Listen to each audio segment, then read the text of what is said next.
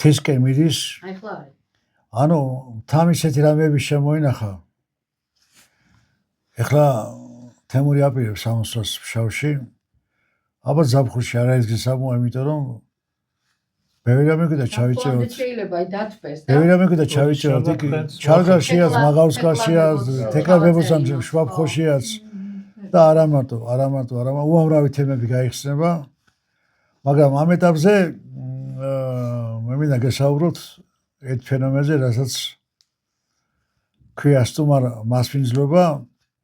რეალურად ვაჟა-ფშაველამ ეს ტერმინი, ეს პოემის დასათაურება სტუმარ მასპინძლობა აიღო არა რეალობიდან, არამედ ეს ღვთისმშობლები არიან ერთმანეთის მოძმეები, მასკლავნი ცისანი, ურთიერთ მოთანხმენი. აი ღვთისმშობლების სტუმრობას ეძახიან სტუმარ მასპინძლობას. ეს მოდელი გადმოიღო მერე უკვე მიწა-წყალზე. ანუ ჩვენს ვიმეორებთ ამ რიტუალებს. მოკლედ დავედი სოფელ კორშაში, ამ ზაფხულს მე და ჩემი ჯგუფელი კურსელი, მეგობარი კობა ბუდიკაშვილი ვესტუმრეთ შოთა არაბულის მუზეუმს, ერთ-ერთი მუზეუმია ხევსურეთში. რუდუნები და სიყვარულით მოგროვილი ყველაფერი, ყავს ორი ვაჟი, მხატვარი, პოეტი, გიორგი არაბული პოეტი და ამ გიორგის უთხრა კობამ, რომ უდრო-უდრო სხვა შეგაწუხეთო, რომ ეგება დაკავებული ხართო და მე უთხრა, რომ გიორგი მეთქი რაღაც ვაჟაძია, სტუმრისთვის იბადება ადამიანიო. ამ ქვეყანზეო. გაუსწი რა. გაუსწი ახლა ამ ნათქვამით, იმიტომ რომ ადამიანის საზრისი მირიან ფილოსოფოს აქვს ახსნი, მაგრამ ამ ვაჟმა შემოქმედება კაცმა, როგორც ახსნა, რომ და თავის ნათქვამით არის ხესულია ის არის, რომ სტუმრისთვის, მისი მიღებისთვის, გამასპინძლებისთვის იბადება ქვეყანაზე ადამიანი, ამ ღვთისმსახურება სტუმრობა და მასთან ურთიერთობა. ხო და აი ხევსურები ყვებიან, რამოდენიმე დღის წინ დაიდო ეს გადაცემა, ეს ვიდეო, რამაც გადაცემას აკეთებენ გამართება. გამართება ქვია სტუმრის გასტუმრებას და გაცილებას. მოკლედ 3-4 კაცია ინახათ მაგიდასან სტუმრობენ, არ ვიცი როდით, არ ვიცი წინწანაქაით შეექცევიან სათქმელს, დადისას, შედისას, ღინსას, ღვთისას ამბობენ და მოიწურა ჟამი და სტუმარი უნდა გააცილონ.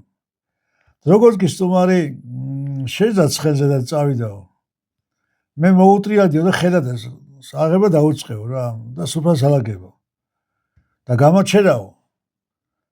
ამ ბიძამო ასაკერმა კაცმა და თავი დაანებე ყველაფერსო. და ჩიბუხსო ეწევაო, ტენისო, იყურებაო იმ სტუმრის მიმართულებითო. და გაოცებული მზერა რო შემატყო, მეუნებაო რომ იქით იყურეო რა. ამ ფუსფუს თავი დაანებეო. სტუმარი წავიდაო და გაიმართავ, აბას ქვია გამართება. ვერ მივხვდი თავიდან ხო წავიდა და წავიდაო და მოითავოთ ახლა ჩვენ დროზე ავარაგოთ ყველაფერი და დავისვენთო და მე ციზრებული ვიყავიო რომ თვალე გამედენაო სტუმრის ზურგისთვის. სამ თვალს მიეფარებოდა.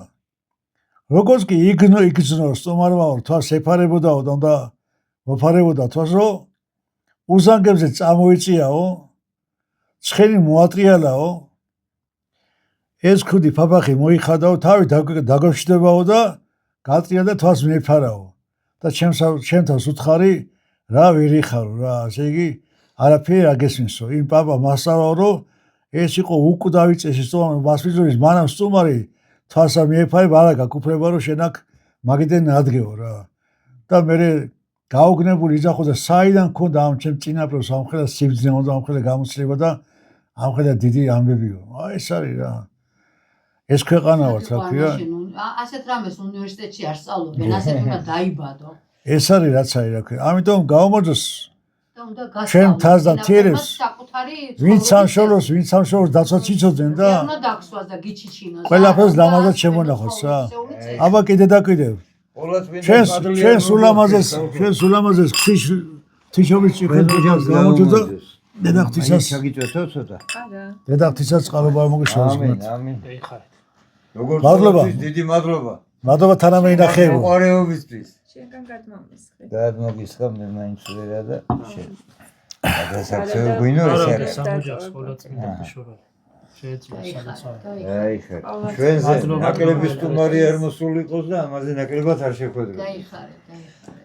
შავში ლამაზი ამბები გველოდება წირო იცოდე შენ. და რა ვატო შავში. ეს არ გამყოს.